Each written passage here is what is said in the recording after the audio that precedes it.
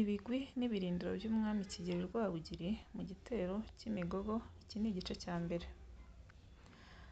Abatekereza b'amateka y'u Rwanda n'abayatekererezwa bakunze gutangarira ibikorwa by'Umwami Kigeli Rwabugili, wazengereje amahanga akayagusha ruhabo kugeza ubwo ashaririwe no kumva izina Rwanda mu matwi yabo.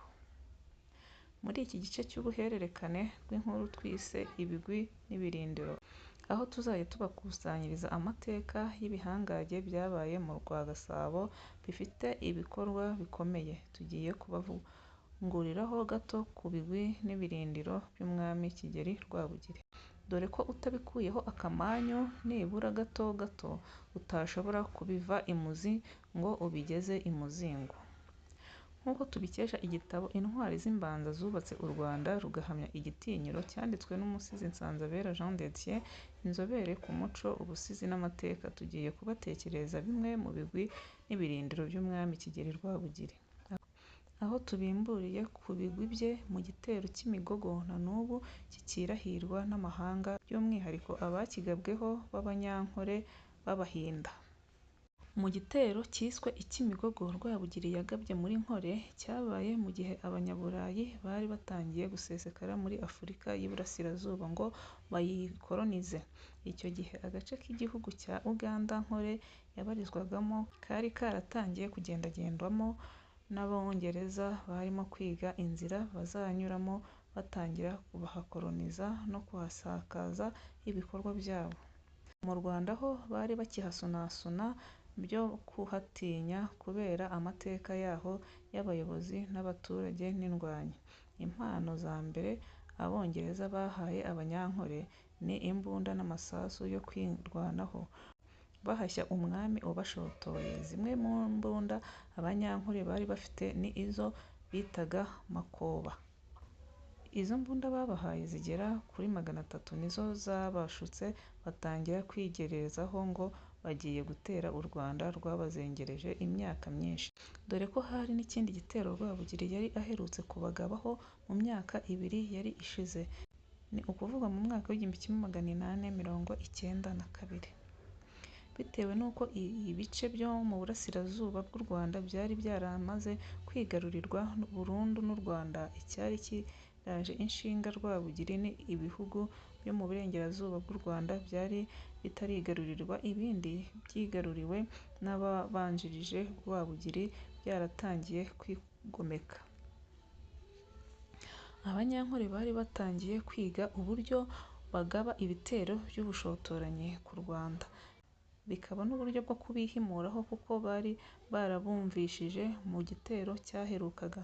Ubushotoranyi bwakozwe na Ntare wa gatanu Rugingiza Rwamigereka, umwami wa Nkore watwaraga icyo gihe, aho yambutse umupaka aza kunyaga inyambo z'i Rwanda agatwika ingoro ya Rwabugili yari i Rutaraga muri Nyagatare.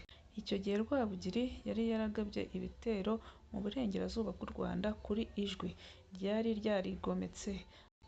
Arabimenya ko umwami wa Nkore Ntare Rugingiza Rwamigereka yamuteye akanyaga inka ze zari Rutaraka muri Nyagatare. Umugenga wazo Kinyamakara cya Ndezi ari nawe wayoboraga ingoro ya Rwabugili yari i Rutaraka mu Ndorwa, yari mu ruzinduko, nuko banyaga inka ze za Rwabugili n'umwe mu baja be barimo Nyiranziza Mukampore ya Semandira. Umutasi wabanje gutatira Ntare yari umuhungu we Muhanika wa Ntare. Amakuru y'icyo gitero cy'Abanyankore Rwabugili yayabariwe n'Umuhima Bukomangando wabaciye muri Humye, akabonera akito kuri ibyo bitero ko kwihakirwa kuri Rwabugili, kuko yari amuziho ubuhangange n'ubudatsindwa. Rwabugili uburakari buramusaba, yibaza uko ari bubigenze, abifatira ingamba, kuko ntabwo yagombaga kugaruka igitero cyo ku Ijwi atagishoje.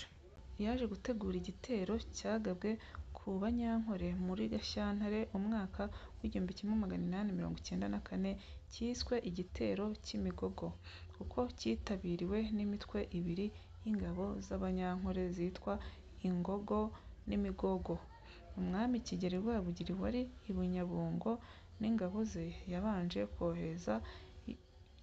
koherezayo Nyamuhenda wa Kajeje n'umutwe wari ayoboye witwaga Ibisumizi. Mu gushyika aho urugerero rw'Abanyankole rwari rukambitse i Kagitumba, Nyamuhenda wa Kajeje yasanze atari ukunyaga inka gusa, ahubwo biteguye no kurwana.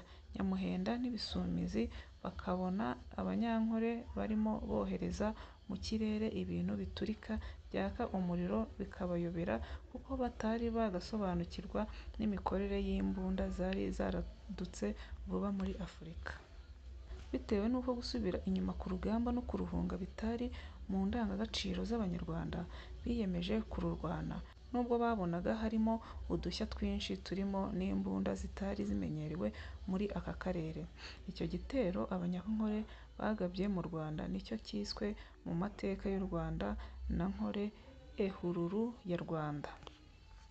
Urugamba rwaremeye mu kibande cya Ruhumba rwa Kiyojo. Nyamuhenda n'Ibisumizi yari ayoboye Abanyankole bahabarasira kubamara, kuko bo bari bakirwanisha imiheto n'imyambi, abandi bafite imyuko iruka umuriro. Nyamuhenda abonye ko ingabo zigiye kumushirana, aravunura ahagarika urugamba ajya guhamagaza indi mitwe y'ingabo. Nuko atanga ubutumwa ibukuru aho Rwabugili yari, amutangariza amacumu y'urugamba. Rwabugili yazibiranyijwe n'uburakari butagira ingano, bitewe n'agasuzuguro kangana gutyo. Abanyankole basuzuguye u Rwanda, none bakaba bagiye no gutsindwa urugamba rwo kubarwanya, bitarigeze bibaho mu mateka y'abami b'u Rwanda.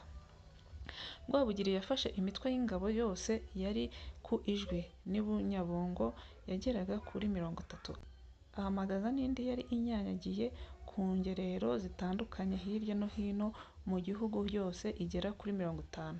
Baravunura batera Nkole.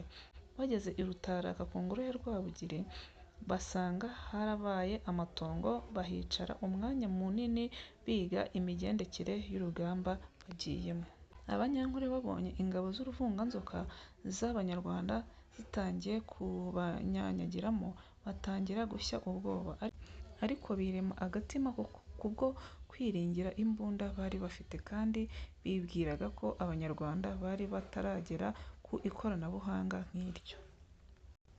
Abanyankole batangira kurasa mu kirere no gukanga kwinshi, ariko Abanyarwanda barimo kubiga no kwitegereza ibyo barimo.